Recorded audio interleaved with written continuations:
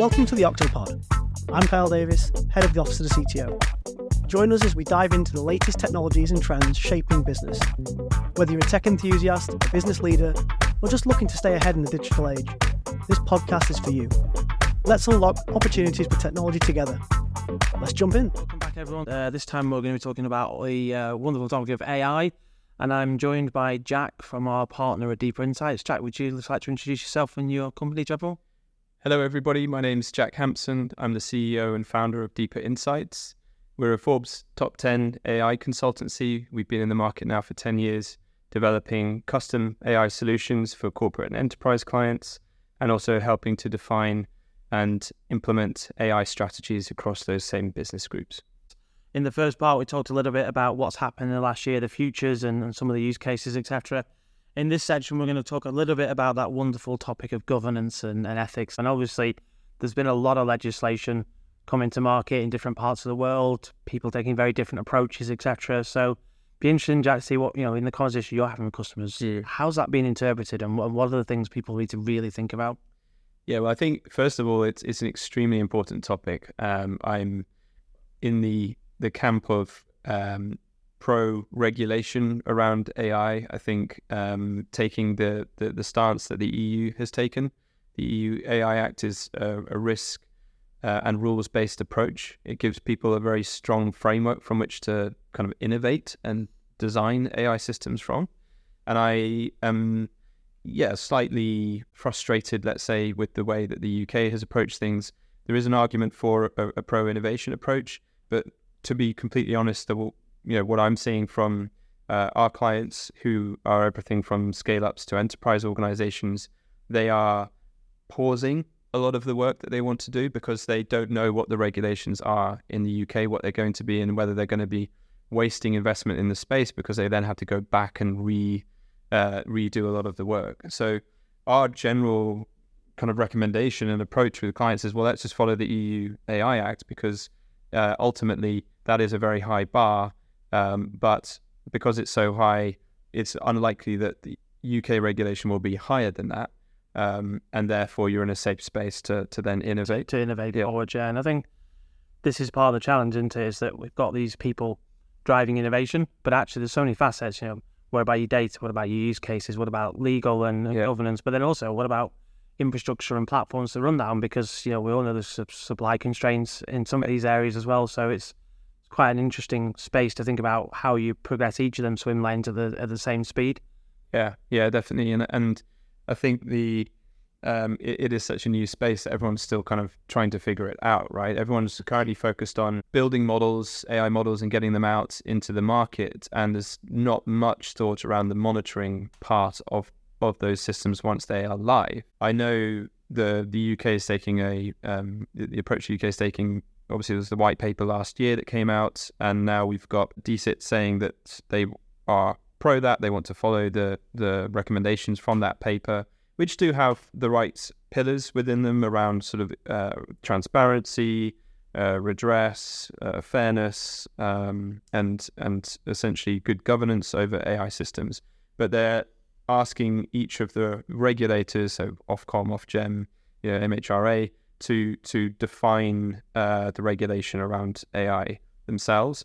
But I know I was at the Tony Blair Institute last week for a breakfast morning to discuss what would Labour's stance be on this, should they come into power. And actually it's the same. They've said that the Labour government is also pro-innovation. And there was a comment in that group there talking about how confused the regulators are. They're not technologists. They don't understand how this AI technology works. And I think currently in the House of Commons, there's about 2 people that have the requisite technical experience and knowledge that could give any form of advice around this technology. Yeah. So it's really shocking. In China, for example, there are, I think, something like 40% of the Chinese government in the, I can't remember what it's called, not Politburo, but the version of Parliament. Yeah. The people are coming from STEM and computer science backgrounds, so they have that knowledge and capability. Much more informed conversation. Exactly. And actually, if you look at the Chinese regulation that came out last year, it's very specific around the level of accuracy and performance of a model, and then the type of data that goes into training those models. And I think that's maybe being too prescriptive, but it's certainly interesting as a direction of travel that we may get to. Certainly if regulators can choose their own specific, rules around this and interpretation of I guess that's a challenge then, is if you're building a model that's going to be consumed in different geographies, do you have to then comply to multiple regulations versus just your country? So that's even more confusing. Yeah. So you could be building something in the UK that is being used by consumers in Europe or America or wherever, and you would have to comply to their regulations. So you can take the pro-innovation stance in the UK and you can use it as a way to kind of do R&D. And maybe that is a good thing for the UK to kind of boost the AI economy. But then you are going to have to regulate. And actually, the problem is that when you are building an AI model, the data that goes into training that model is something that you have to evaluate on day one. So you already need to think about the governance and the regulation right at the beginning when you're designing the thing, not when you're thinking about go to market. So it has to be, we need to have better regulation and just a clear direction of travel from the UK government so that we can start to innovate safely. No, it makes sense. And who are you seeing within customers being made responsible for this? Because obviously it is quite a technology-driven conversation, or in the business's mind it's a technology, because it's not. It's a business, should be a line of business-driven conversation, not technology-supported. But I see a lot of IT people being asked to write these governance policies, etc., who probably, again, don't necessarily have the business lens or don't have the AI background and I don't know what you're seeing, like who is being to create these things. It is a bit of a free-for-all at the moment, I would agree. We're seeing everything from IT directors, we're seeing chief of people, coming through that office, essentially, because it's a technology that will impact people. We are seeing sort of legal teams pick it up. So there's a lot of different people being asked to pick up, the AI governance mantle. The other thing we're seeing is that in other markets where a global HQ may exist, like for example in the States, those organizations have come up with their governance policies, and they're now, giving those policies enforced downstream to other markets.